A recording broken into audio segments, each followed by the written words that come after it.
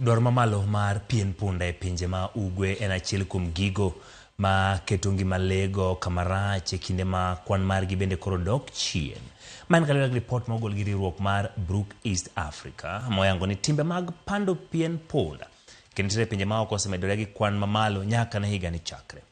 Moyang gi jatend riwruogno Laktar Rafael Kinoti ero mano kelo kanyakla jokanyo kod jotelo e sekta mar rito jamni mano bagi Naivasha kama neno ni nitiere kembe mag ndeke moseloro chenro mag tero mwandu moramora ma kuom punda e pinje ma oko kaluwore gi ohala moko ma itimo e tok chik.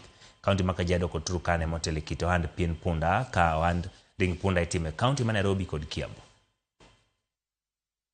In the transportation of donkey skins or donkey skin product, nobody in the world keeps donkeys for slaughter. Everybody keeps them for work. And also you need to take note that a lot of research from around the world have said the people who smuggle donkey skins also smuggle wildlife. Allowing animals to move that actually are disguised as official documents but have been issued by quacks. And that is why this is where the Kenya Veterinary Board now comes in, because it will be very prudent that the documents of government are kept in safe custody. Because animals slaughtered in Kedong are taken to Nairobi, are taken to Nakuru. And the safety of the foods of animal origin is paramount because it's really consumed. I think you heard about Nairobi being one of the main markets.